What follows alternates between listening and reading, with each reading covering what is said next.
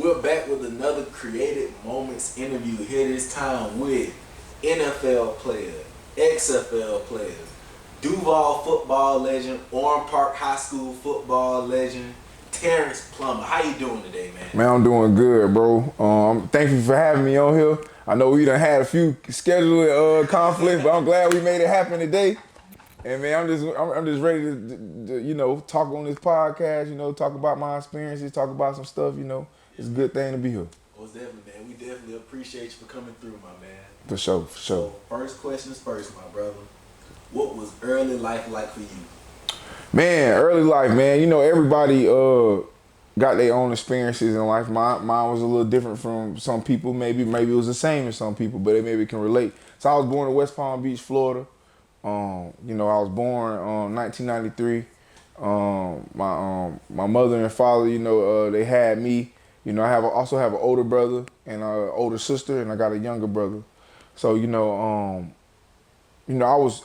was funny because me and my brother born on the same day. So it's funny, his 9th birthday, my dad had to rush from his from his birthday party to the hospital to watch me get born. So it's like pretty special. My dad born actually we all born in June, so it's a pretty crazy coincidence. But yeah, man, I grew up born in West Palm Beach, Florida. Unfortunately, my father got incarcerated.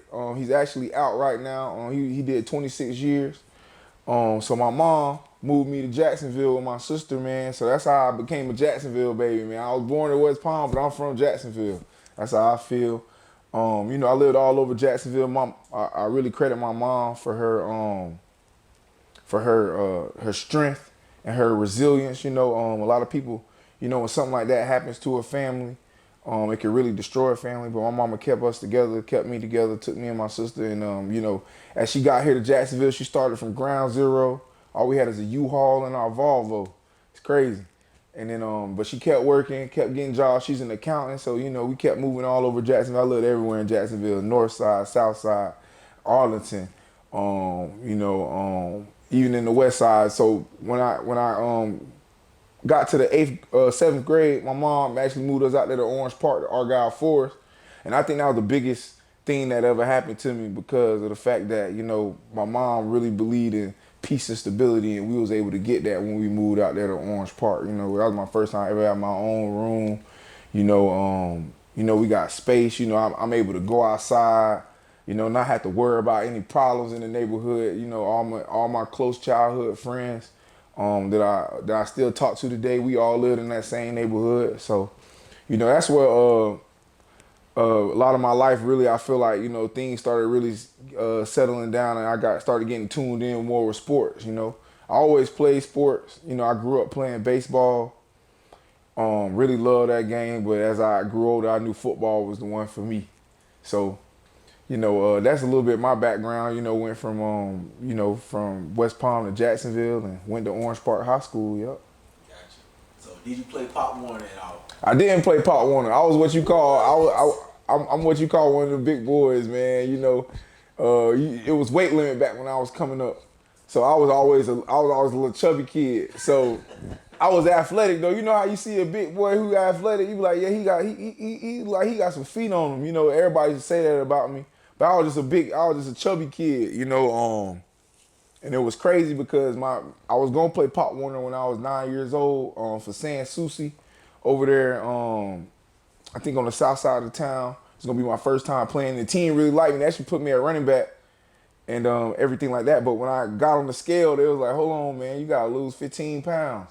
And the season was starting that next week because I came in late. So I never ended up playing. And it kept going and going and going. But I did get to play Pop Warner in my 6th grade year. I had to lose like 15 pounds. And that was my first year ever playing football in 6th grade. When I was 12, I played for OPAA. My uncle was actually on the team. One of my close friends who played for the Pittsburgh Steelers, Jacob Hagan, his dad was the head coach.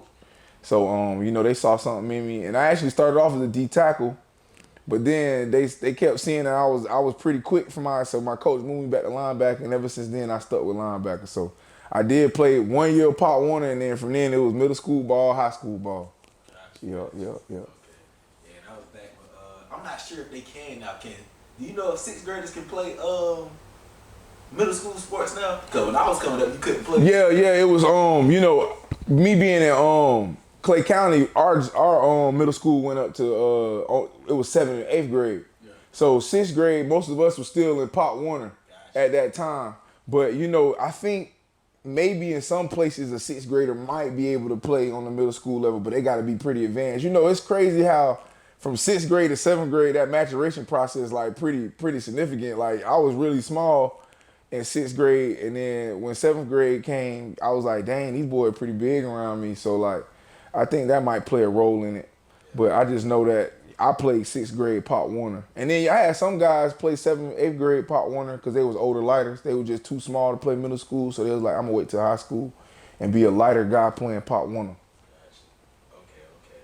So, how did you fare on the field when you played in middle school? How were you slow to pick up the game? Was it natural for you?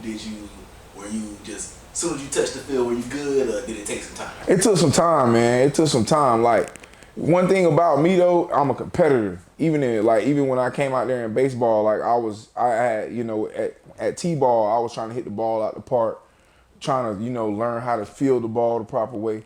And it was the same thing in football, but you know, the process is a little different because you get fours in the fire in football. So I remember my first time really getting hit.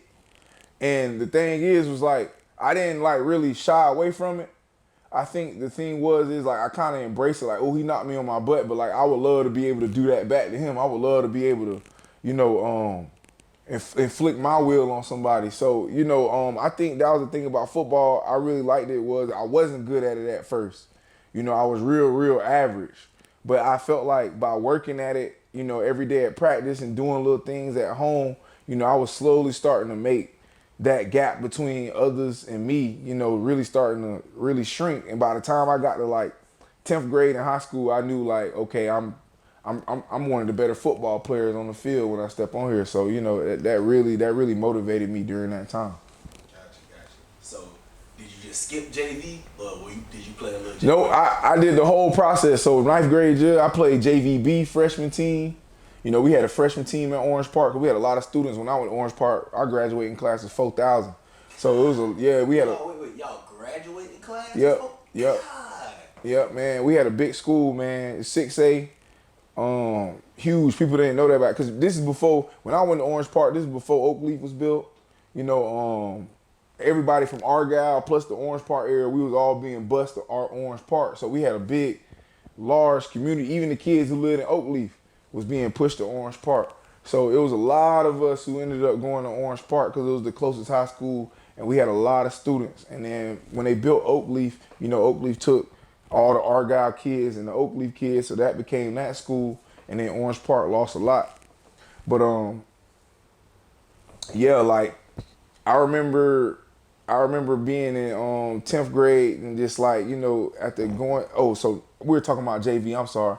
So 9th grade, I played JVB. So I only played one game of that. Killed it, man. I was out there balling. So then after that, my coach moved me up to JV. So I was playing with the sophomores and juniors who weren't on varsity. I played the rest of the season on JV, and usually JV is over before varsity season over. So once I got done with JV, my coach moved me up to varsity. And you know, I never got to play on varsity as a 9th grader, but I got to dress out. And I was like the second string linebacker. If anybody got hurt, I would have to go in there and play. So, you know, that was real cool experience. We weren't good my freshman year.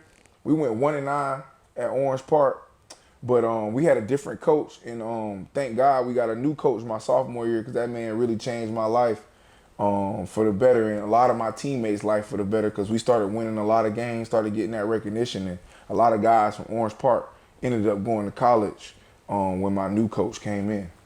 Gotcha.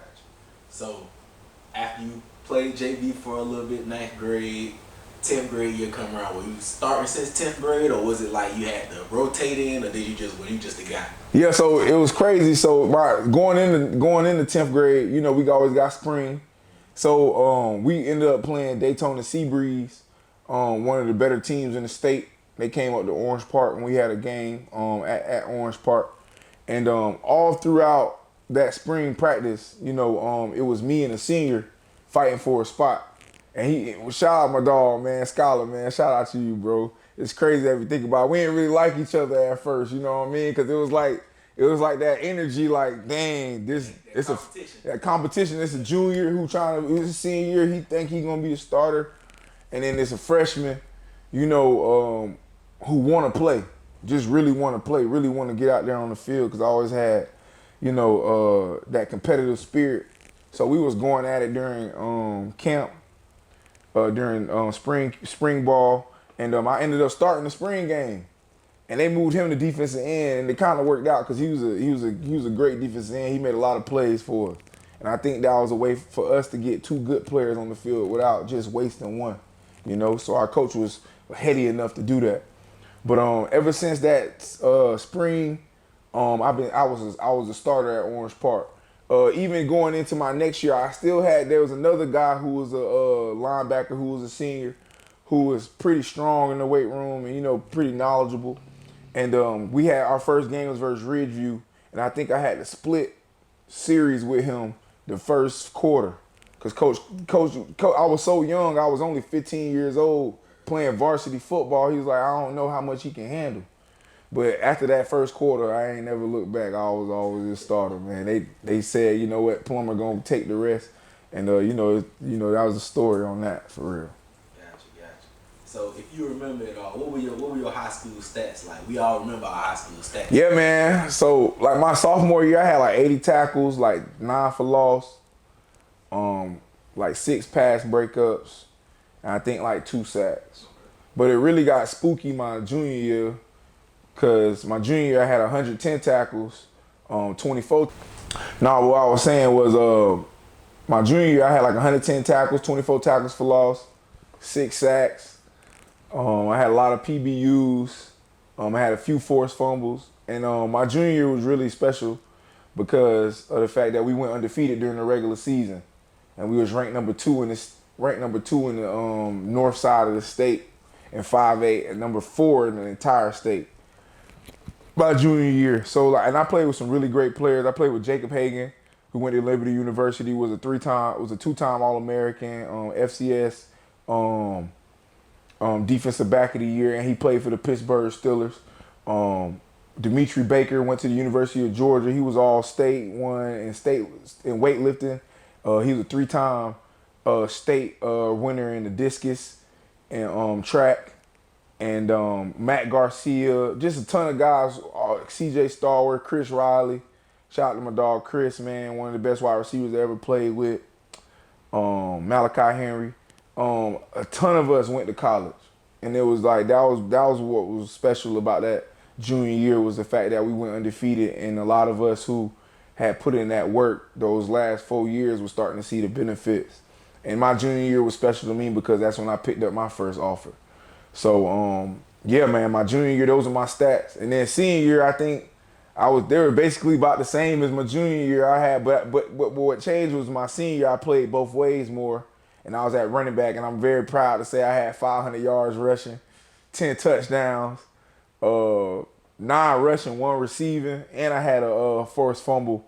I had a strip sack, forced fumble, fumble recovery, touchdown. So I had the quadruple on that. So that's one of the things I always been searching for ever since I'm still playing football. I want to get another one of them things. But yeah, man, those are my stats from high school. It's crazy you look back on them.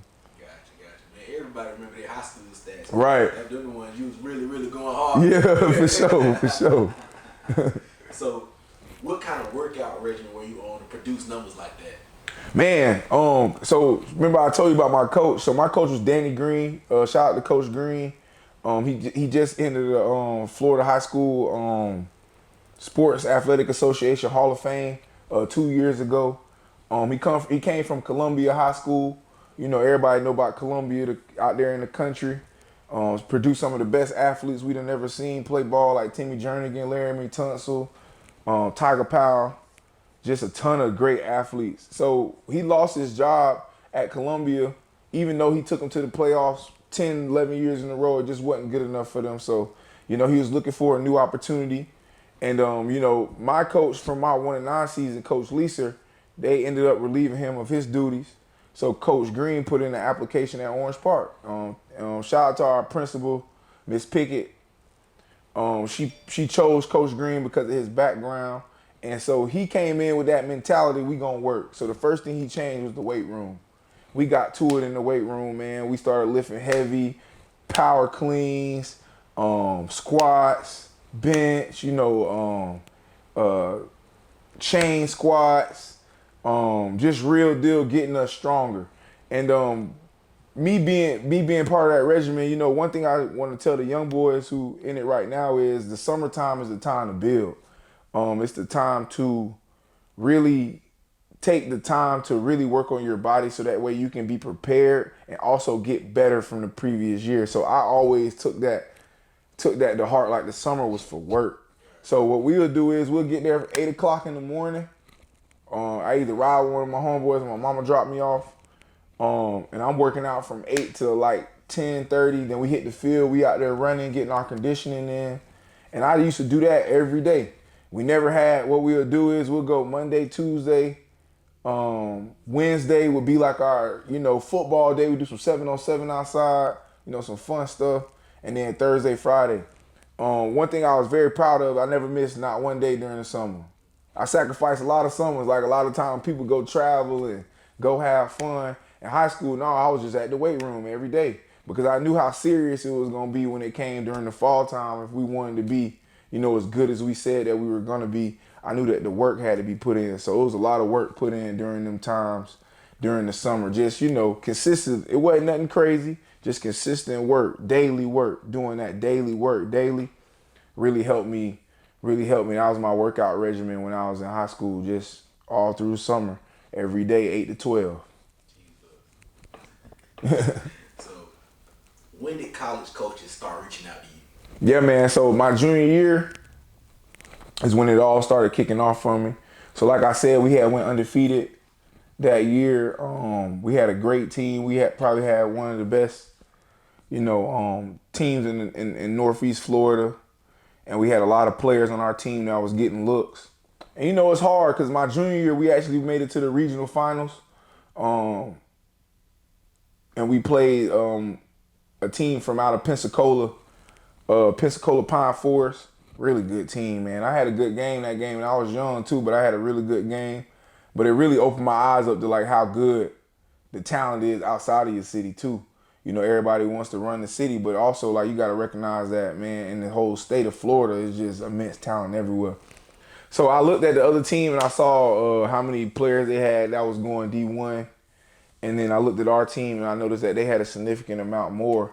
So, that was something that really drove me. Like, how do they have more than us? I know we putting in the work. So that was something that I really saw from an early age, and I started getting myself prepared for it. So by my sophomore year, I was qualified for the ACT. I took the test, and I tell kids, nah, man, if you got enough knowledge to where in your sophomore year you feel comfortable, why not take it in?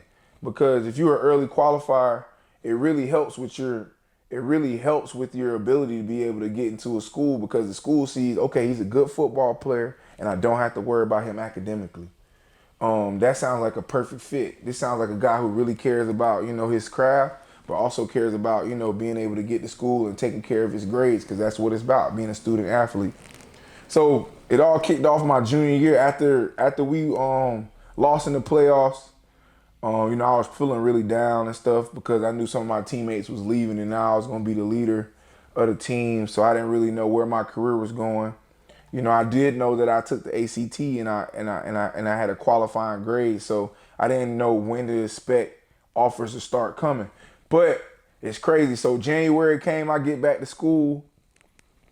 My mama's at the house, and I come home from school, and she's got this envelope. Big envelope too. It wasn't a normal envelope. You know what I mean? It was like one, because I had been getting letters from schools, but those are invites to camps, everything like that.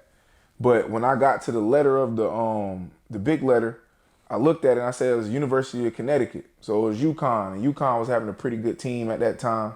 And I opened up, and that was my first official offer. Shout out to Coach Edsel, man. That really changed my life, and that was my first offer. My mama didn't even think it was real. She had to call Coach Green to see if it was a real offer. And he said, yes, ma'am, that's a real offer right there. So, yep, that was my first offer to University of Connecticut, man. And it really changed the game, because once I got the first one, it just started picking up like crazy, man. Ended up picking up school here, school there, and that was my first experience with it. That's dope, man. That's awesome. So, when did you graduate high school? 2011. Graduate, okay, 2011. So, what was recruiting like back then? I know it's like all pretty much online now. So, what was recruiting like back in 2010, 2011? Yeah, man, it was, and it's crazy too because I don't know if the kids get the same feel that we used to get. It would be cool because you'd be in class. Next thing you know, you'll get they'll announce it over the intercom. Hey, Terrance Plummer, we need you to come down to the front office. You never know what it's for, right? And then when you get there, you'll see, at a time maybe three to four different coaches coming to talk to you. It was crazy on that level. So and they would go and it's another thing too, as kids, you don't really recognize like all that you do is documented. So when they would get there, they would literally pull up my transcripts about my behavior, my grades, my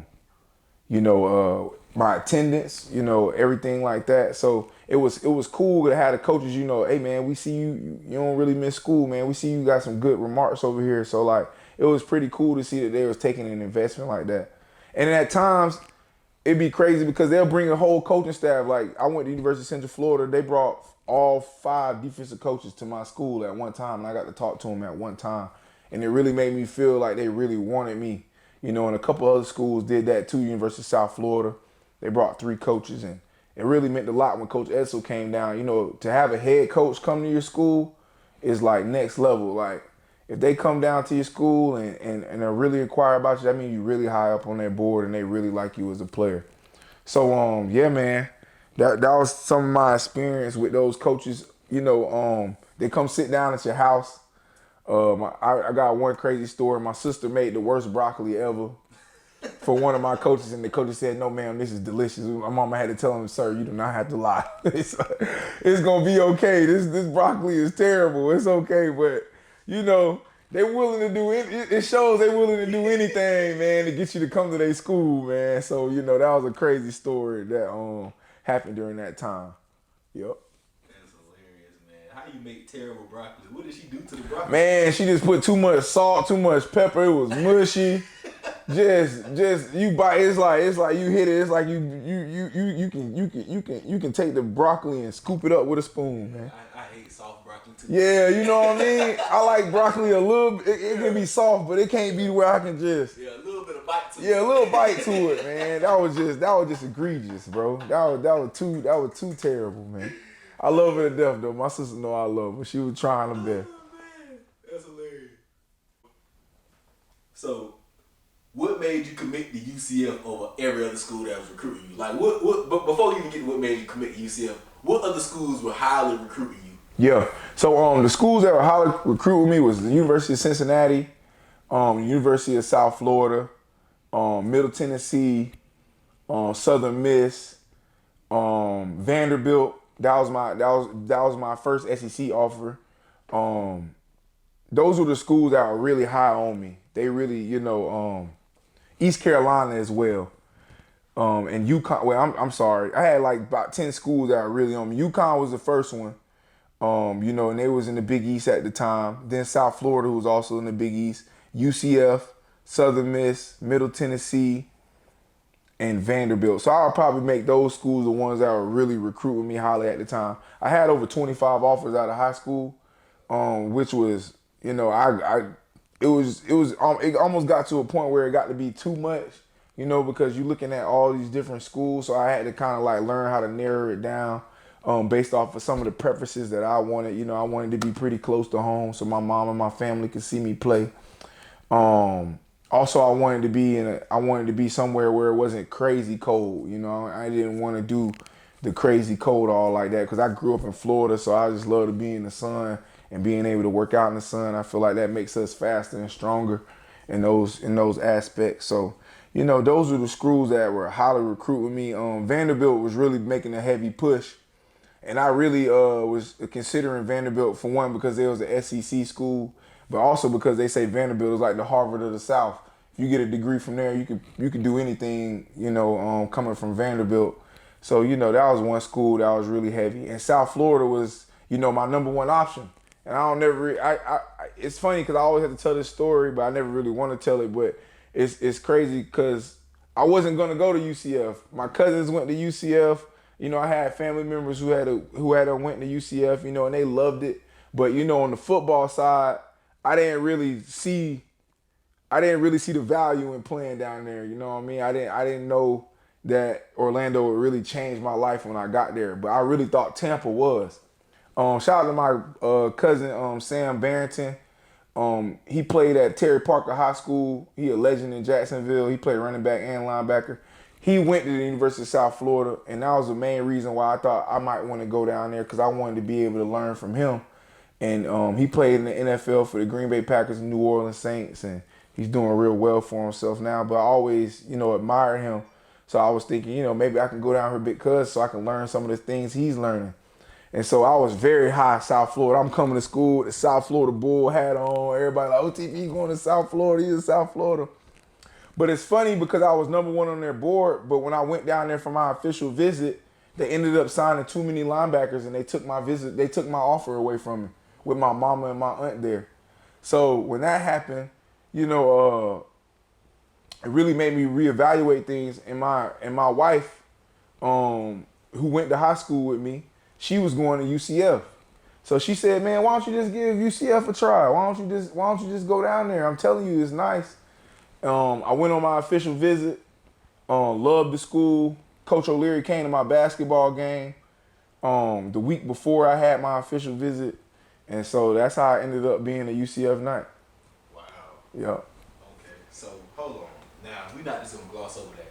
They took your offer from you while you were on my official visit. How did that end up happening, man? Man, it was crazy. So I had a basketball game that Friday. So usually your official visit goes from Friday, Saturday, Sunday, with your official visit. But I had a basketball game. It's my senior year, and we trying to make a playoff push. So I was like, I gotta play in this basketball game.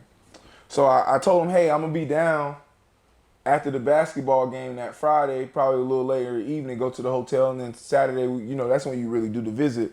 You go with the coaches and everything, and they have a player take you out or whatever you do. So, I don't know if they took that as like I wasn't taking the visit serious because I wanted to play basketball at the time. But at that point in time, I was telling them, you guys are my number one school. I'm coming to basically come on this visit and sign with you guys. Like I want to sign on the dotted line and make it official. So I don't know what happened in that meantime, and there was a whole bunch of other linebackers on that visit with me, and I was one of the last guys to go in there and talk to the head coach. And when I got in there, man, he just told me, hey, man, we might have to move some stuff around, but right now we can't offer you. We're not gonna offer you. And it really that really put a fire under me because it really hurt because my mom and my aunt who helped raise me, I would spend summers down at West Palm Beach like I was telling you. They was there and they was so confused when it happened that I was upset and they was upset. But at the end of the day, it ended up being a blessing in disguise because I ended up going to UCF and we were 10 times better than South Florida could have ever been while I was at South Florida and currently now.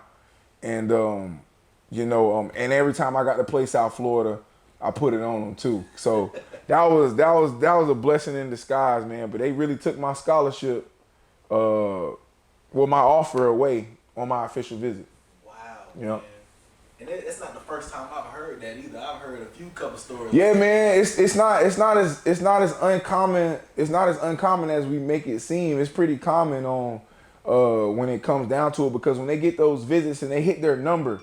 Or like maybe I was the number one linebacker, but they got the number 2 or number 3 linebacker, and they need a tight end. If I take that, they done took 3 linebackers, and now they got to take that scholarship away from somebody else, and that can be that messes up their numbers for their recruiting cycle. So, it happens. It happens for sure. It happened to me. Yeah, man, that's crazy, man. Okay, so now what made you was not going to USF and them taking your offer away, is that what made you sign to UCF, or was that like okay, now I need to figure out what I'm gonna do yet? Is that what pushed you towards UCF? It pushed me towards UCF. It pushed me towards UCF. I wouldn't say that was gonna make me because I still had to do my official visit, and I still wanted to see the campus and how everything was and what was really going on, you know. And when I got on campus, I'm like, man, this is a beautiful campus. Like this is next level. And another thing too was the fact that the way UCF was set up for the football players, it wasn't gonna be hard for us to, you know, make it to our workouts and make it to practice and everything that they did there, they basically had it to where we wouldn't have to move too much at all except for going to class and doing everything on that nature. Like I really loved the fact that everything at UCF felt like almost like high school, in which, you know, you don't have to travel so far to be able to get things accomplished. We were able to do it all in our building right there. You know, at other schools, it was like we got to go from the football field out to, we got to walk halfway across campus and tutoring, and then our dorms are over there. So at UCF, literally my dorm was literally 10 minutes away from our facility, and our facility was literally 2 minutes away from the stadium. So it just kind of worked, and it's like, you know, I was all about being able to maximize my time in college and not, you know, have to do all the extra add-ons. So that was one thing I really liked about UCF. Another thing, we was in Orlando, so it was beautiful, man. Like the vibes, you know, everybody was out there. You know, the team was just won versus Georgia in the Liberty Bowl, just won the Conference USA Championship, so they was buzzing.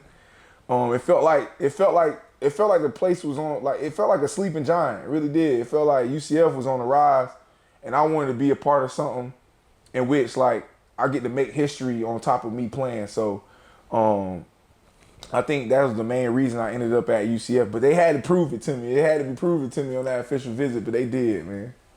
Gotcha. Okay, so what was your mindset going into that first camp in college? I wanted to be prepared. Like I told you, I'm not physically gifted as some other people.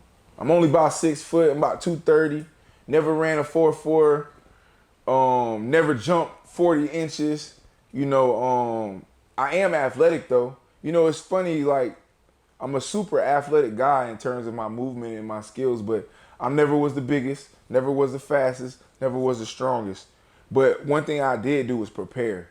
So like when I knew I was going to UCF and I knew I had to be there for the summer and I was about to be joining into a college weightlifting program, I got with my coach, Craig Nasi, who has a degree in sports exercise science, and you know, I didn't have to get down to UCF until about June. So from late April all the way up until I left, I was working out with Coach Nasi, you know, training, getting faster, stronger. And literally when I came into school, I felt like I was the most athletic that I ever been, most conditioned, strong. And that really set me apart from my teammates too.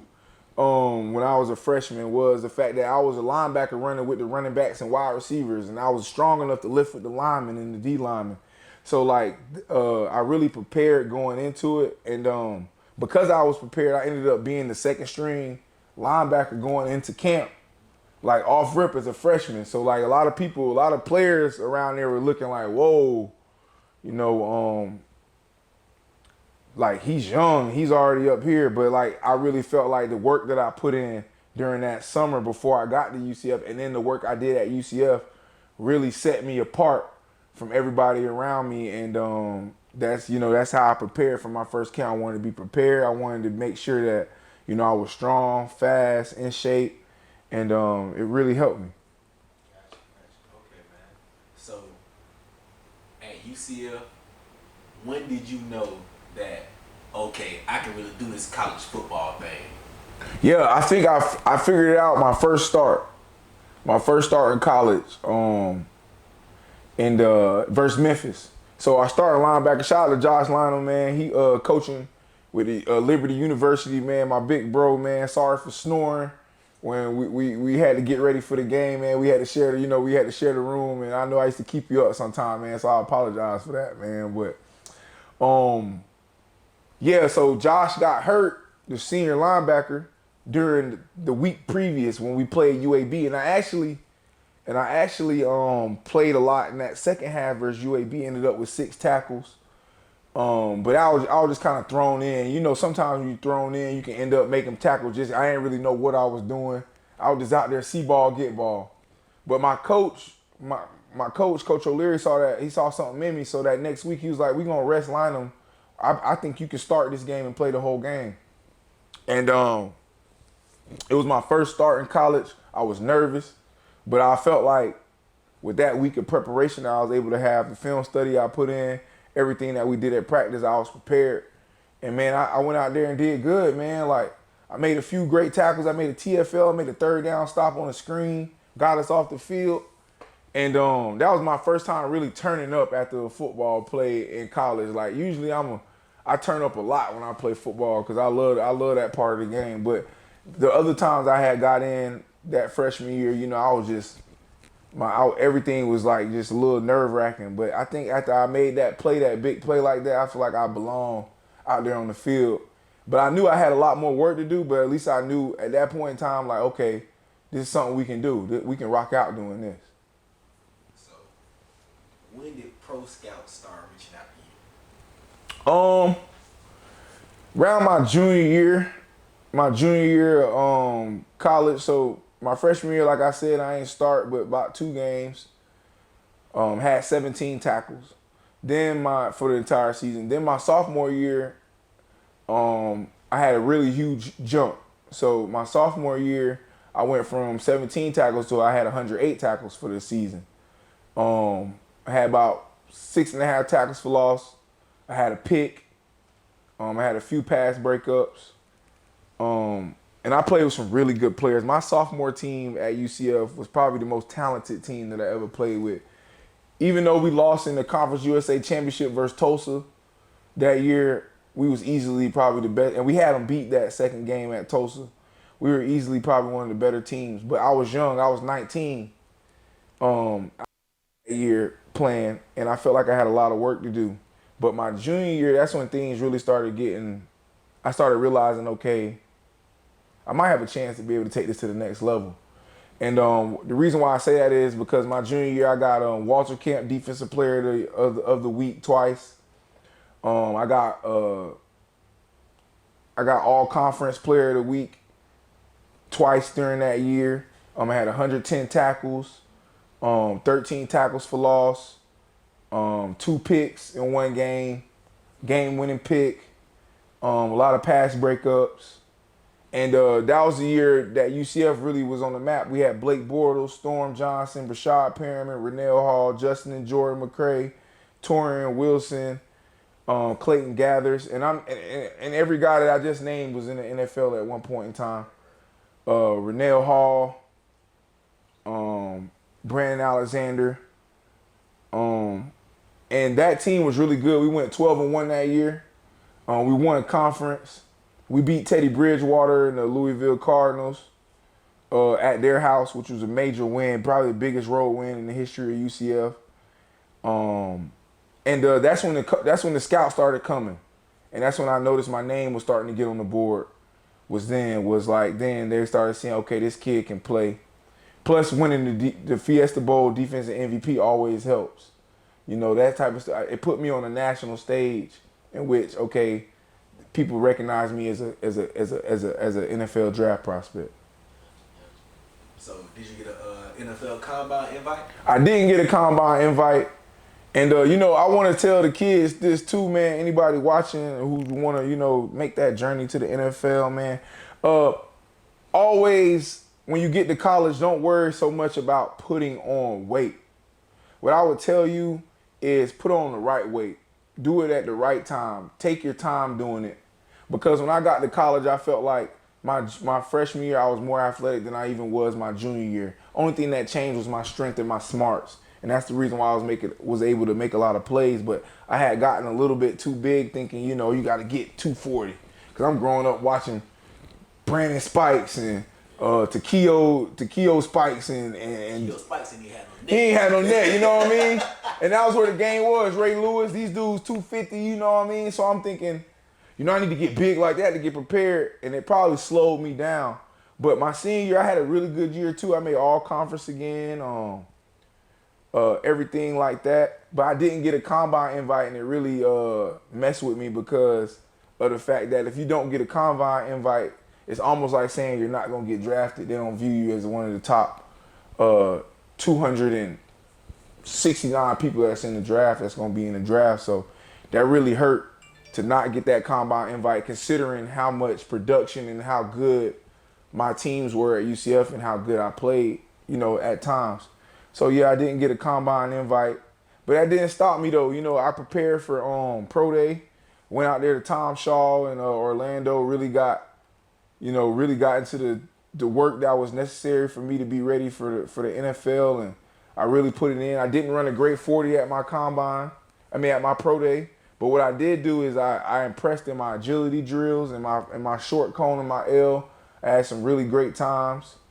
And then when it was the field drills, Bill Belichick said, "Man, you look really good, man," because I was moving pretty fluid out there. So I think at pro day I didn't have the best time running, but everything else I did, I tried to maximize that entire day, and I think I did. And I think by having Bill, Bill saying those things that I impressed him, really got me on the radar again to be a high priority free agent for the NFL.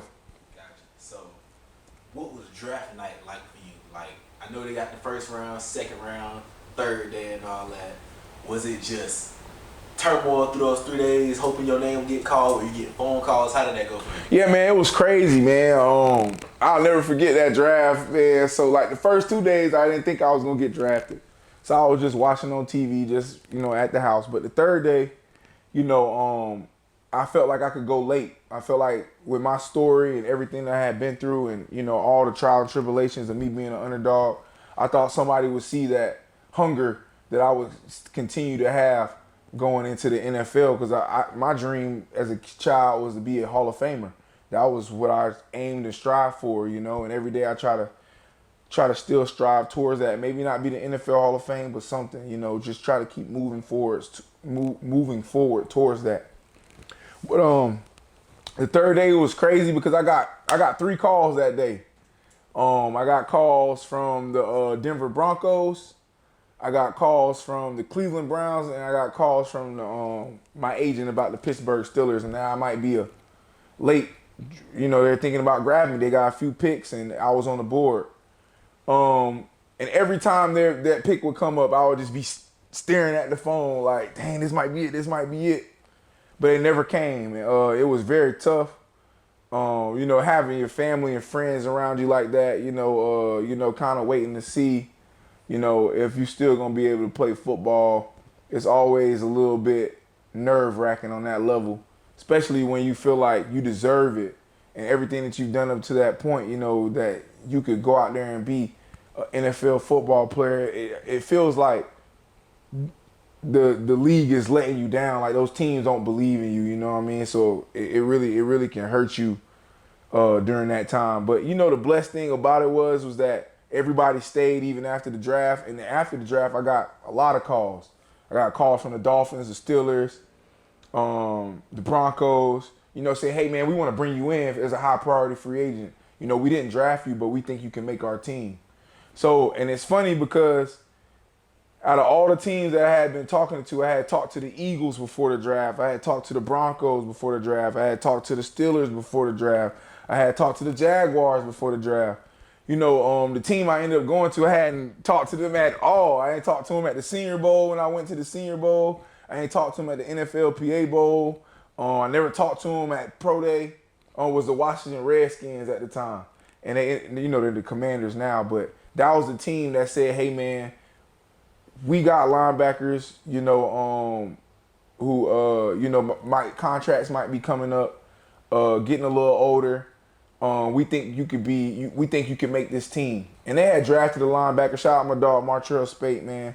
Playing the XFL right now. Played 4 years for the Redskins and a year for the Chiefs and everything like that.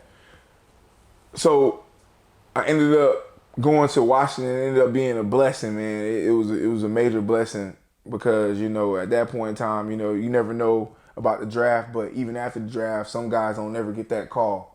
They just, they never get an opportunity or a chance to showcase themselves. and I really did get a chance to showcase myself. And it was a roller coaster ride, but man, I though. So your rookie year, what was your playing capacity? Were you a special teams guy? Were you practice squad? How were you seeing the field? Yeah, man, I did practice squad and special teams. Like that was basically, you know, how I got my foot in the door in the NFL. And I played in 3 regular season games, so that was a blessing, man. That's next level to be able to run out that tunnel and see that crowd and like really realize that your dream is happening. You know, it's you look back and you just think like, man, that's amazing. That's a blessing. Like I'm out there with RG3, Kirk Cousins, Trent Williams, Ryan Kerrigan, people that, just a year before you was looking at like those the pros. That's where you aspire to be. And I was on the same field as them. So like that was next level. And I had a short stint with the Redskins. I balled out during the preseason. I led the team in tackles. Made a lot of second on the team in special team tackles. I was balling out, and I didn't actually make the team initially with the Washington Redskins. They put me on the practice squad, which was a big deal, me being a high-ported free agent, and they said that eventually down this season, we know we're gonna activate you and put you on the active roster. And but the thing is, I thought I had time, and that's why I want to teach the young kids too, man. Is like you don't have time when you make it to that level. Like you need to prepare every day, and don't think that with this business, this job, like it's not like college in which people are waiting for you to develop. No, they need you to develop fast because if an injury happens or something happens, they want you to step in and be able to be a viable contributor to the team. And I thought I was gonna be me, right, a viable contributor, but I didn't know it was gonna be week 2. So one of the starting linebackers got hurt, got a concussion, and I was activated for week 2. So my first NFL game was versus St. Louis Rams versus Todd Gurley, Tavon Austin. I remember being on a punt team, and I had somebody on me. I got off the block, got down there real fast, and the ball hit the ground, and Tavon was about to come field it. And I'm like, man, I better get up on this before Tavon get this ball and make me look silly. So I sped up and got on him and made him fair catch the ball. So that was a next level moment for me because I'm like, man, I was hoping I got that opportunity to make a tackle on Tavon. That would have been major. But I was the first man down the field. It was my first play in the NFL in a regular season game when it really counts. And I had a good game. My second game versus the Giants. On a Thursday night, that was a tough game for me. That was my second game ever playing. They moved me, so I was kind of like a utility guy. So they moved me to wing, on punt, which is probably the hardest position on punt. They made me go against Rashad Jennings. Yeah, so it was a tough one. He blocked the punt on me, and we only had a short week of practice. We only practiced that Tuesday, and they moved me over, and I never had played wing before, and at that point in time, being a rookie, I didn't want them to not have faith in me, so I was telling them, no, I'm good, Coach, I'm going to be able to do it. In actuality, I probably should have been like, Coach, this is probably too much for me. A lot of life was spinning. I had to get a place now. I was staying at a hotel, now I'm on the active roster, I got to get a place now. All those things, I probably should have had somebody else handling that for me and me just focus on ball at the time because I didn't realize how big a deal it was. But, I gave up a block punt to Rashad Jennings. In the end zone, and it was funny too because at that point in time I was almost looked at in the Redskins organization as like a diamond in the rough, which was and you can't never believe your press clippings, fellas. Never believe your press clippings because as soon as I gave up that block punt, the coaching staff changed on me. They thought that I didn't care or that I wasn't focused or whatever it was that they were, insinuating at the time. And that was the first time I had ever been on a national stage and like somebody had made me look bad. I was used to making other people look bad. That was the first time it ever happened to me. So it was a very different experience. And that's when I realized how big a business the NFL is. Everything matters. So, yep. So after that happened, I played another 2 games with the Redskins. Then they ended up signing Mason Foster, starting linebacker. He used to play for the Tampa Bay Bucks. They brought him in, and so they released me. And so for 2 weeks, I was without a team. And then the Minnesota Vikings called me. So for the rest of the year, I go to the Minnesota Vikings, which was probably the best thing that ever happened to me, man. The Vikings organization was great. Love their coaches.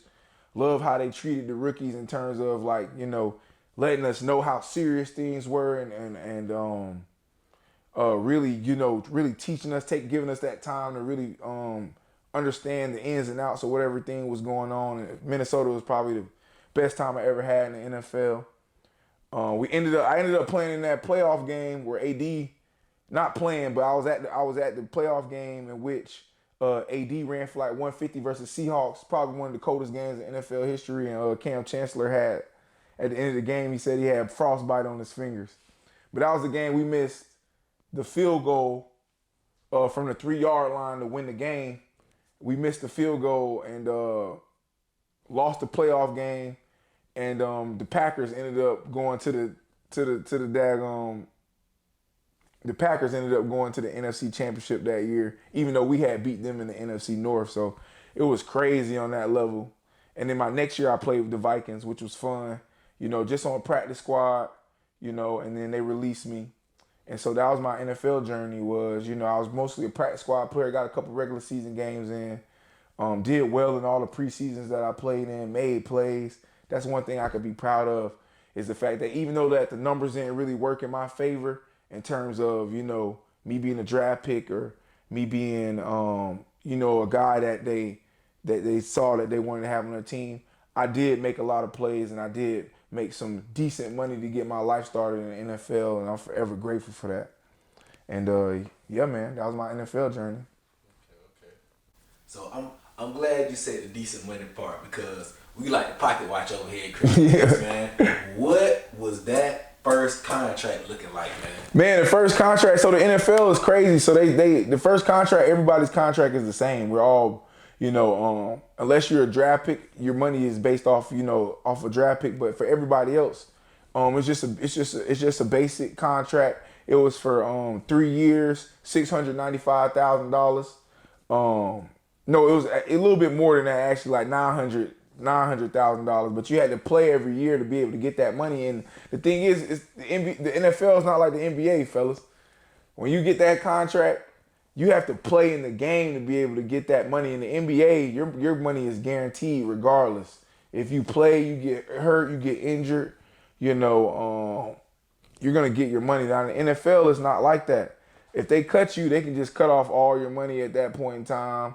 If you don't play in a regular season game, the money's much different than an active player and a non-active player or a practice squad player. So, like, even though my contract was and I made practice squad, I was getting paid like $4,000 a week, which is, great money, real great money. Now, when I played in my 3 regular season games, that's what really changed my, opinion about the money and about the NFL was the fact that, in my first check I got was $16,000. $16,000 and for 60 minutes, man. For 60 minutes. And I got 3 of those. And I couldn't believe it, man. I had never seen that type of money before. I couldn't believe it. And they have it for you right there on that Tuesday. Your check is right there. And it was crazy to see that amount of money, man. It was crazy because I had never, fathomed that. I knew people was making money, but, when you get that first one, you see that and you recognize like, dang, my hard work got me this. It was life-changing, for real. So, did you make the 3-game rule? I heard you just got to play 3 games and then like... Yeah, so I got 1 vested year in the NFL, which is good. But for them to be able to pay you pension, it's going to be 3 years, 3 games. Gotcha. So you got to be able to have 3 years of 3 games, and that's how you start getting into the pension. But what I did do, I had player performance, which was next level in the NFL because I was an undrafted guy and because I didn't get the signing bonuses that everybody else got coming out of the draft. What they do is they'll give you a player performance. So a lot of undrafted guys who end up being real deal contributors on their team, they get paid big money for every snap that they make, every play that they make. So like I remember one year Vontaze Burfict, he made $800,000 off player performance. That was off of what he did during the season. Not on that money comes after the season. The money he made during the season was his regular money. So he ended up making probably more than a lot of guys who had got drafted that year because his performance really dictated his money. So that was a good thing. I ended up getting some player performance, and that ended up being a nice check at the end of the year for me to be able to get a car and be able to get a condo. So, you know, those were some really helpful times for real. I really appreciated that about the NFL, that they gave undrafted guys like myself opportunity to make some more money. That's crazy. Man, yeah, you say Vontae's Burfict got all that money in player performance, but he lost it all in five. Yeah, he did, man. Golly, and I love Vontae, man. I think he's one of the best linebackers, man, who play with that violence, but sometimes you got to control that violence, and he wasn't able to sometimes. He was just a little too hot-headed. Gotcha. So, question. Did you ever get a Madden check? I did get a Madden check, man. Man, what do Madden checks look like? The Madden checks real hefty, man. They real hefty. So when I was on Madden 15 and 16, and I got about $7,000 for each of those games. And I'm sure other players who are like really featured in the game and everything like that, I'm sure they get a bigger check than what I got. But I was just thankful to get that $7,000 those 2 years, because, you know, football one of them sports where if you're not playing, you're not getting paid. So in the off season, you know, if you done spent a lot of your money during the season living, then you got to find a way to make it through the off season. So I was always trying to save my money so I could make it through the off season, and it always was a blessing to get some of the Madden check money to be able to throw into the savings as well. Yeah, the Madden checks was nice, man. The Madden checks was about nice. the Madden checks, man. I don't watch some podcasts and heard about when people get the Madden check. As soon as they get it, they going to blow it on something. Yep, they going to get a car, man. Some of them cats going to get a car. They're going to pay for their vacation, man. So for real. Man, that's crazy, man. Okay, so I got a couple of questions to ask you just about the sports landscape today.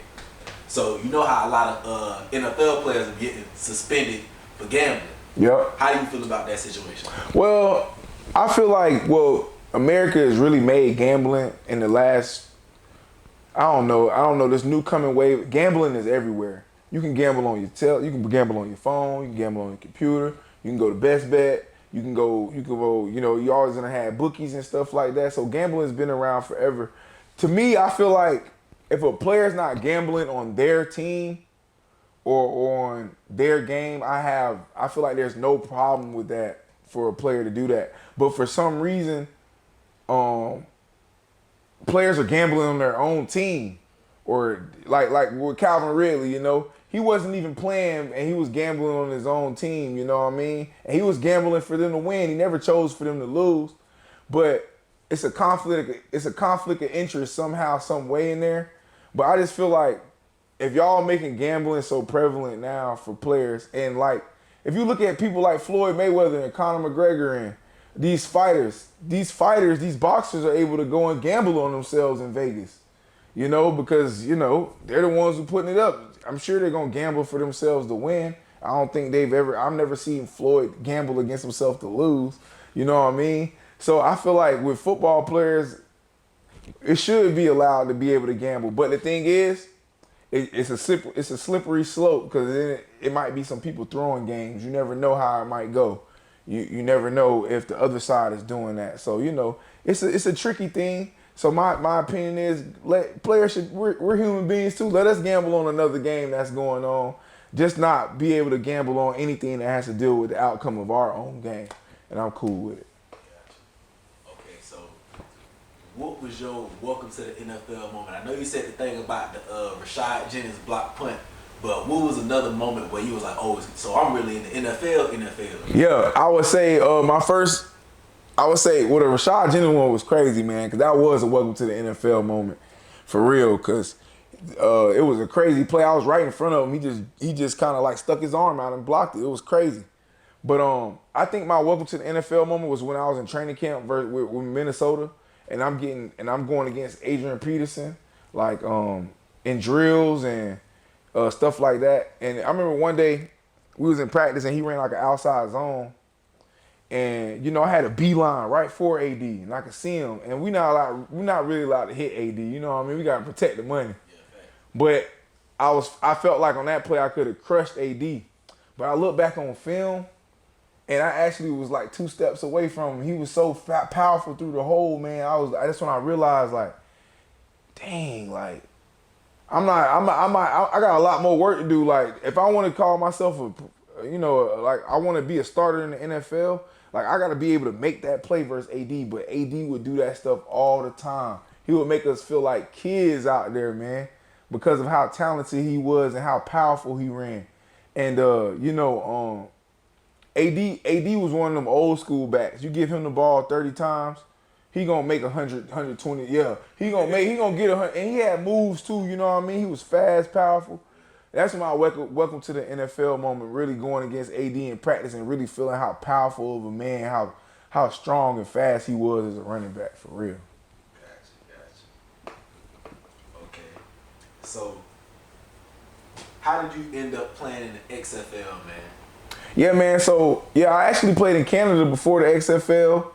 I played in the CFL for the Toronto Argonauts, and that was a great experience for me, man. That's some of the best memories of my life playing up there in Canada. This is right after the NFL, so like teams weren't really hollering at me for a minute. So I was like, I want to go play and get some film. So I went up to Canada for 2 years. My first year we won the Grey Cup. My rookie year I was a starter. Had a pick six in the Eastern Final, which was amazing. Really set the tone for us as we went into the Grey Cup, beat the Calgary Stampeders, who was the #1 team in that league. We had a lot of players go back to the NFL from their team, so that was major. And then 2018 happened, in which I came back to Toronto because you signed a 1-year deal with Canada, and they have the option to pick up your contract the next year. So they picked up my option. So, and I was trying to do Canada to get back to the NFL. I was still young. I was 23. When I went to Canada, won the Grey Cup at 24. And then 2018, I was 25. So I was like, man, I'm 25. I have a good year. I can make it back down to the States. But it's funny because my life started to unravel in a way in which going out there to Canada, I'm a starting linebacker. Everybody telling me all these good things. And I'm in training camp, and then my knee buckles. Yeah, man. So like it wasn't like an ACL or MCL or nothing like that.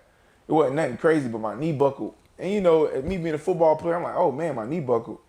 I started shaking my leg out, felt good. So I kept practicing. I was doing good. Wake up the next day, I can't even squat. My IT bands going all the way down to my knees and down to my toes was just in severe pain. I felt just like my body was like on fire all the time. So that 2018 season was really a tough year for me because I only played 3 games in Canada. We got an 18-game season up there. And, I was being told by my trainer, that, something was wrong. So I was going to the doctor constantly because they wanted me to be able to play. They knew I cared about the game and everything like that. And the doctors really couldn't diagnose what was going on. My trainer trying to figure out what's going on. I'm trying to figure out what's going on. So I wasted a whole year. Like in my young years, 25 is, you starting to really come into who you are, and I got hurt. Ended up not playing that entire year. Had to get surgery on my knee. I had to get it cleaned up. And even after my surgery and after I was doing rehab, I was still feeling debilitating pain in my knees and my back. And so my trainer told me that the doctor said I had degenerative knees. That means that my knees would never get better, that my knees were like eating away at themselves, like I was bone on bone at that time. But I never would accept that as my fate. I'm like, there's no way, because there would be certain days in which I would feel just fine until I got to doing activity. So I was like, there's something going on. So I actually got another opinion down in the States. Went to the Jaguars knee doctor. And he saw me work my knee and I could tell him my problems. And then he had me lay on my side and said, hey man, you got any pain shooting from your back? I said, yes sir, from about right here going all the way down. He said, man, you got backside because it means your hips are misplaced. I don't think there's really nothing wrong with your knees. I think you just need to fix your posture and your core and everything like that. And I said, okay, I'm gonna give it a try. No lie, not more than 2 months later, man, I felt the best I had ever felt again after doing that. But I had lost that opportunity in Canada. So I signed back to Toronto in 2019. Then we get a new coach. The coach hears from the trainer that my knees aren't well. So he ends up, I signed them in free agency, and then they literally released me the next day when the new coach comes in. And then I signed to Hamilton, another team up there, because my old GM was there. But I had to tell him, hey man, I need to get my body right. But the thing is like, I always tell people, don't always believe what they say is wrong with you. You got to think it's a business. So they're doing whatever they can to get you back out there on the field. But you got to be smart enough to be able to get opinions from others and take different routes to be able to solve, the problems that you may have that's going on with your body, because only you know your body. And so when I found out, I learned that, it was back sciatica. I finally started getting it right, and that's when the 2020 XFL comes around. My old coach from Toronto ends up being the head coach of the Tampa Bay Vipers, Mark Trestman. And, at that point in time, I had been kind of out of football for about almost 2 years at that point, because I don't really consider 2018 the year I played. So 2019 and then the early part of 2020. I mean, all of 2019, I didn't really play football. I was, doing not construction, but I was building woodworking with my close friend Jacob Hagan. We was making TV consoles. We was going into houses, painting, doing whatever we can just to be able to make sure that we keep money coming in while we wait for football to come get figured out. And so XFL come back around. I get out there, do the showcase, do pretty good, get drafted in the open phase, go to training camp, make the team. And so I do that 2020 football year. But my confidence at that point in time in my life was tough, because I wasn't able to train as much. And you heard about, from what I told you earlier, I'm a big into training, like being prepared.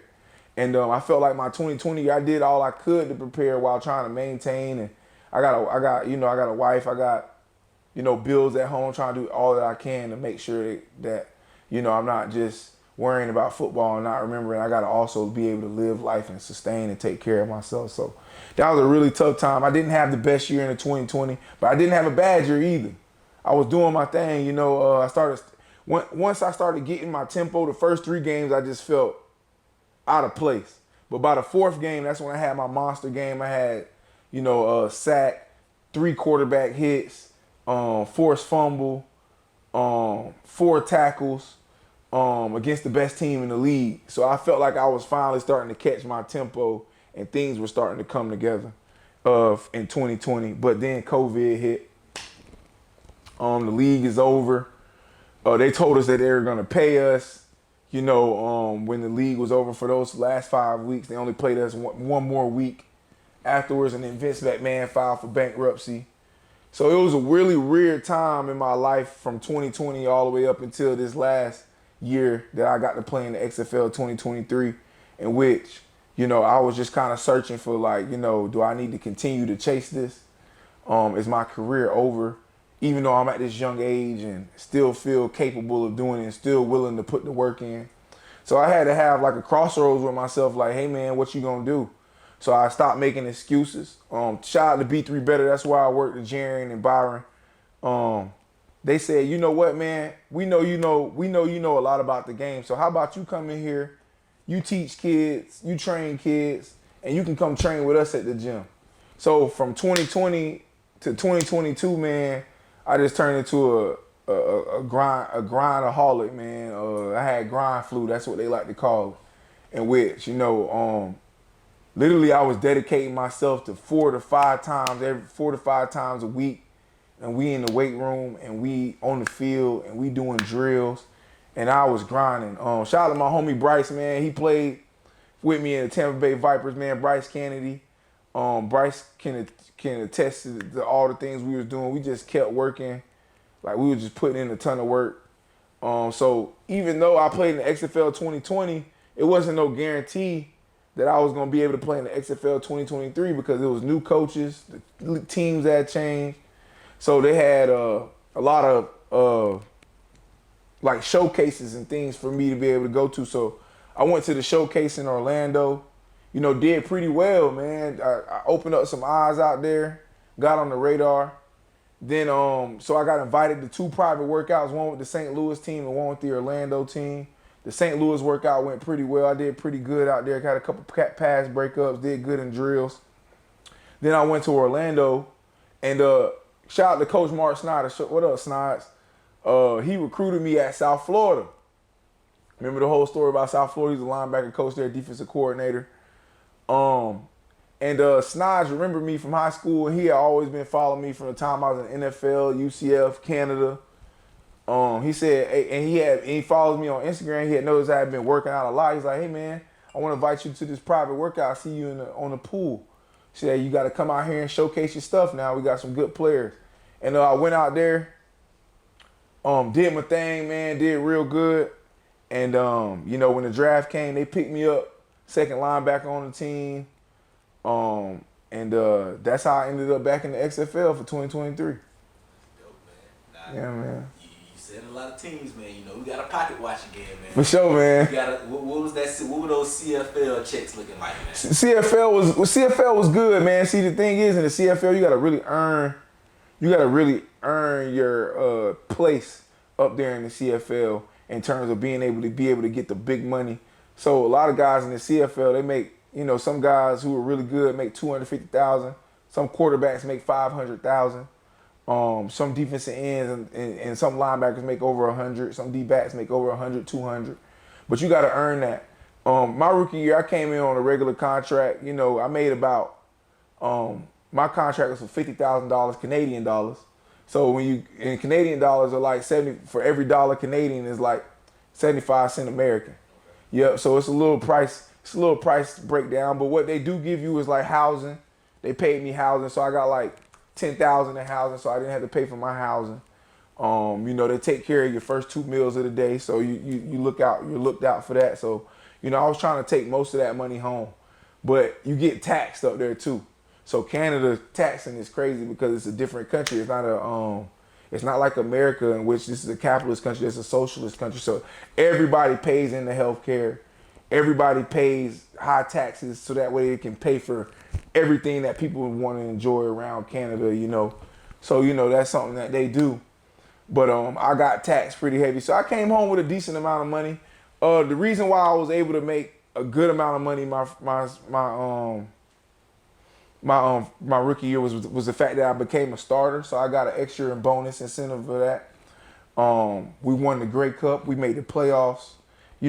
Every time you hit a milestone in Canada, they throw you some extra money. So that was a nice thing about Canada was I was getting good money. So my rookie year, I made about $80,000 because I won the Grey Cup, won the playoffs. So, I ended up making a lot of money. If you don't make that, then you're going to make that $50,000, that base pay. And then my second year in Canada, that got cut in half. So my 50 went from 25 because when you get hurt in Canada, they only pay half of what you're supposed to get paid, which is, pretty tough. And they've changed now, I bet, since they had a lot of unions. They're trying to look out for the players better. But, it was pretty tough in Canada like that. Now, the XFL 2020, we got paid pretty decent. We got paid $4,000 every game. We got a stipend. They fed us. So, that was pretty nice, $4,000 every game. And if you won, you got a $1,000 bonus. So, that was a pretty good thing. I only got one bonus that year because we only won one game versus DC, but it was nice. And the same happened this year. We only won one game with the Guardians, but we got paid $5,000 a game. If you win, you get $6,000. So we paid 10 games, $50,000 US for 4 months of work. You can't really beat it. So it was pretty nice, man. I made some decent money in those leagues, sustainable stuff that, I still work now because I understand I can't rest on my laurels and think, oh, that money I made during the XFL, that's going to be able to keep me going through this entire year. So I got to hustle. I hustle in my off season on top of training kids. I do a lot of different various work, in which, I do film review. I do, I go to places and, motivationally speak for people. So, I'm just trying to find many different ways to make money so that way, I can just enjoy football for what it is at this point in my career. Going out there to play against some of the guys who want to be in the NFL or were in the NFL and trying to extend their career out. Gotcha. So, when do you think you want to hang up your professional ball cleats? Yeah, man. I think I want to. I think I want to retire when I hesitate on the football field, or I hesitate in the weight room, or I hesitate when it comes to what is required of football. I know what's required for me to be able to be the best player that I can be, and if I'm not able to reach that intensity on a I wouldn't say it's not a daily basis, because you got to be able to relax, and you do relax after the season, but when it's time to be in off season mode and it's time to be in season mode and training camp mode, if I have to get up and be like, God, Lee, I don't want to do this, or like I go out there to hit somebody and I don't really go give them a thump, I'm just kind of ease into it. I feel like that's when I need to stop playing football, because of the fact that hesitation gets you hurt in football, and for you to want to do football, you gotta have a mindset to know that everything that you're doing is gonna benefit you. And if you in the weight room and you thinking that this ain't gonna benefit you, or that you don't feel like doing it, that's the time you probably need to hang it up. And I'm gonna be honest. Hopefully, I can be honest with myself and be able to say, hey, man, these guys are getting too good, you getting too old, and you starting to hesitate when you play. You're not willing to put the time in. So I feel like that'll be the time when I can fully walk away from the game and say, I'm hanging my cleats up. Let me get into the other part of the game, coaching and being around for the kid. Gotcha. So not every player can coach, and not every coach can play. Most definitely. What let you know that you could coach as well? I feel like it's the fact that, it didn't come easy to me.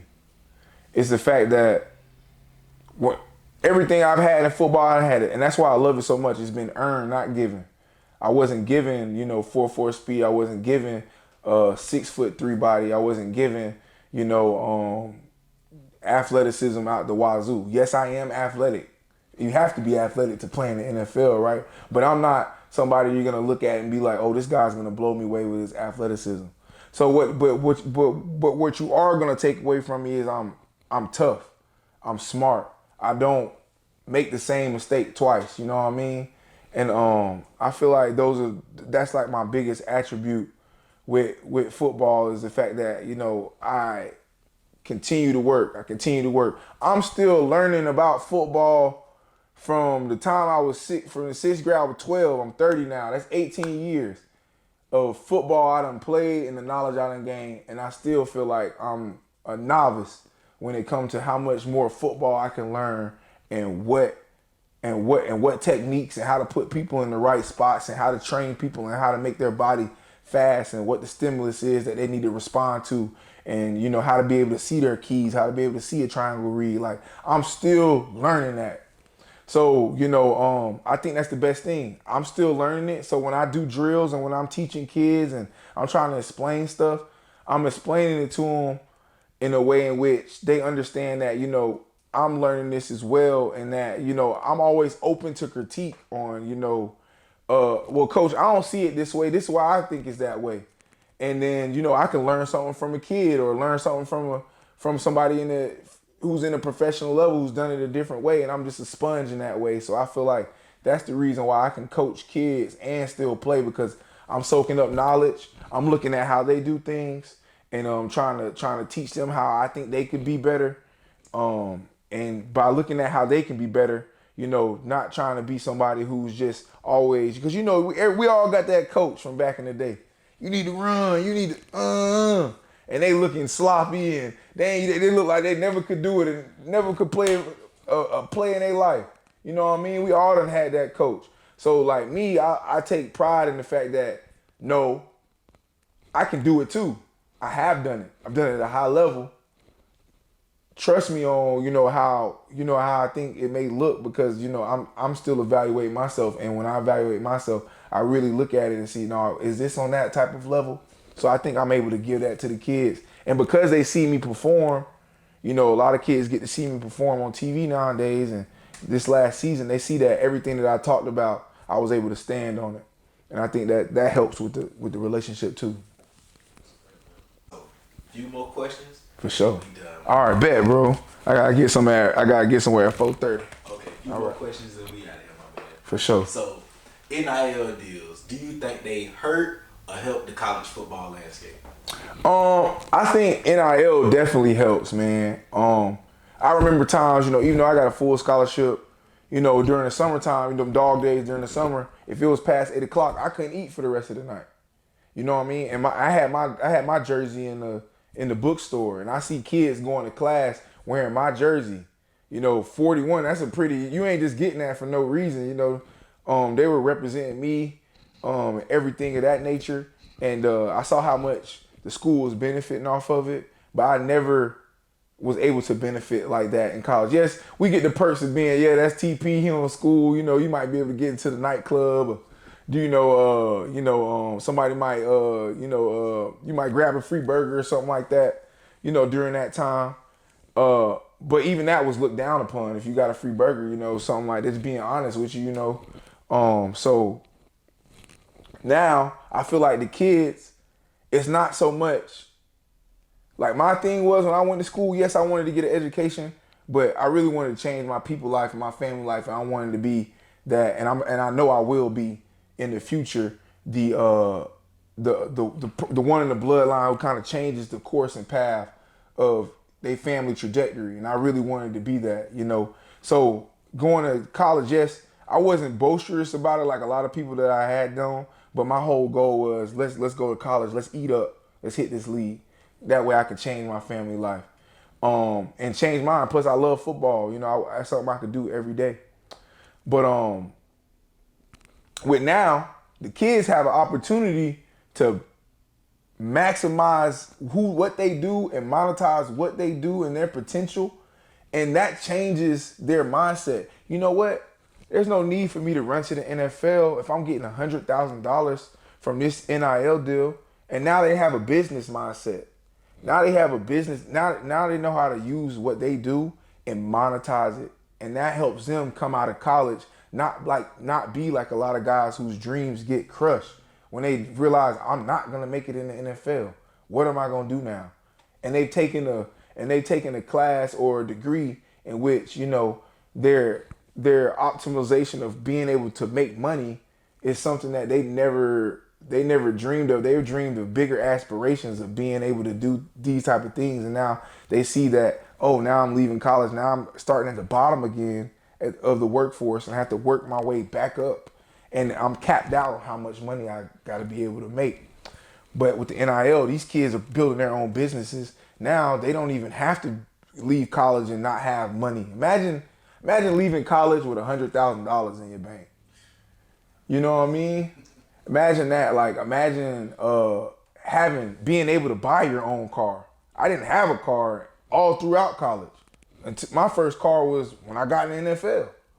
I never got a car. My mama couldn't afford that, and we was focused. I was so focused, my first car was my first car that I had to buy with my own money.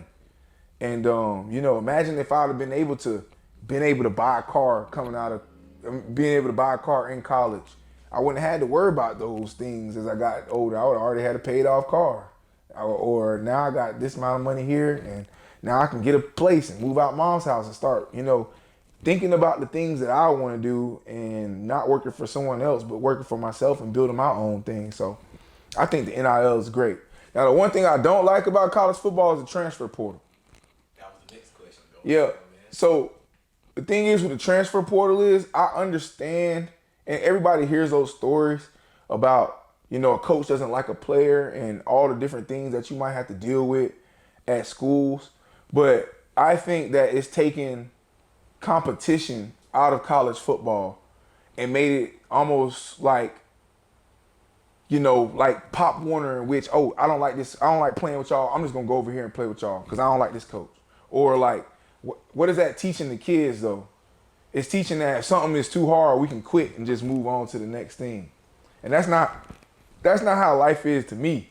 I feel like you have to go through struggles. You have to go through tough times. You have to build adversity. If you don't go through tough times and your life's a cakewalk, how would you know when something really feels good? You never went through anything tough. That's just what you think and expect. So and a lot of kids do have that. Their life has been set out. They've been the best guy. Everything worked out. They face a little adversity. Now they don't know what to do. They don't know how to fight through that. Well, guess what? When you get in the real world, nobody cares about that. Nobody cares about you not being able to fight through in adversity, or you don't like this, you don't like that person. Who is going to get the job done? Who is going to be productive? Who is going to, and you know, and the thing is that I love that about UCF, almost nobody transferred. We got a couple transfers in, but nobody transferred out. Because we realize like, man, if we can't make it happen here, we probably can't make it happen over there. Or we were willing to compete for our spot here, and if somebody was better than us, we recognize that it was better than us, and we're going to keep working, or we're going to wait for our opportunity to be able to get on the field, and we're going to show that, you know, we deserve to be on the field as well. So I just don't like the transfer portal. I'm not saying that it's not right. I'm saying that it does give kids opportunities. But for you to transfer from one school and then another school and then another school and then another school, it's like, that's too much transferring for me. And I know it's some cases in which players do get messed over. These college coaches are messing over players, but that's because the transfer portal is now something that we have, and that college football is kind of being run amok ever since the transfer portal. I think NIL is amazing. I love that. But I don't like the transfer portal. You know, I understand its purpose, but I'm not a transfer portal guy. Gotcha. A couple more questions, my man. For sure. If you could say anything to 16, 17, 18-year-old Terrance, what would it be? Man, keep believing. Keep believing. Keep working. If I could tell myself, man, imagine, bro, if you just continue doing what you're doing, your life is gonna end up in a pretty good spot, man. Content. You're gonna be content. You're gonna be able to look back and say, if you keep doing what you're doing, you're gonna be able to look back and say, yeah, I got no regrets. You gave it everything you had. You gave it everything you had. But you gotta keep that work ethic, and you gotta keep that whatever that was pushing me during that time to want to be noticed, want to go here, want to be the best. Keep that. And if you keep that, your life will be content. So that's why I would have told my young self, man, just keep going. Gotcha. If you could go back and do anything differently, what would it be? Man, I worked really hard, man. I think the one thing I would have done differently, if I could take one thing and not been so enamored with what others had going on in terms of, you know, how they were getting this recognition and this recognition, or, you know, how things were coming easy to them and things. If I could take one thing back, I probably would be like my approach to what I needed to do. I thought my approach in college was, I need to get bigger, I need to get stronger, I need to get. I started doing things differently, right? I should have just stayed on the course of just trusting the people that were, you know, giving me advice. And I was actually doing too much. And if I wish, one thing I wish I could go back and, you know, maybe change was, at times I was doing too much.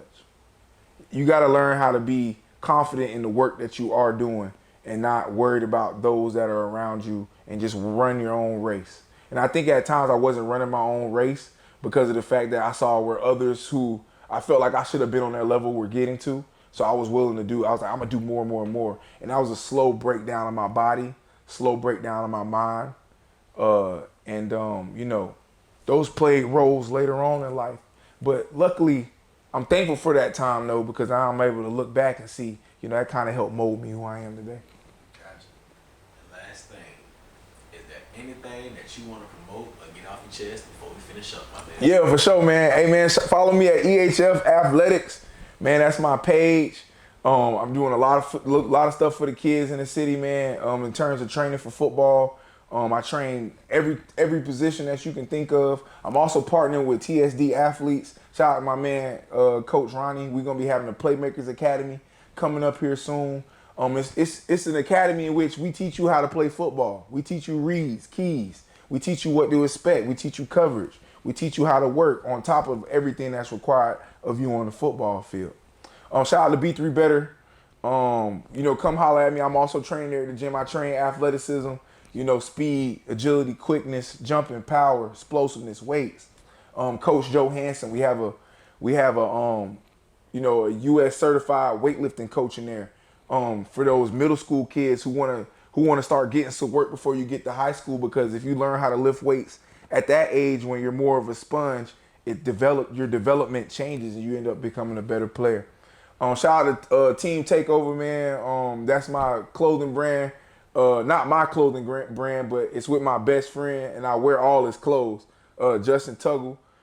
He got some new shirts coming out. Reggie Northrup, shout out to him. He got a big fight coming up in MMA.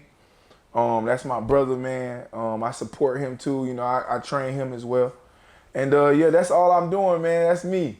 Man, I appreciate it being on Creative Moments, man. My dog got me on here feeling good, talking about the past.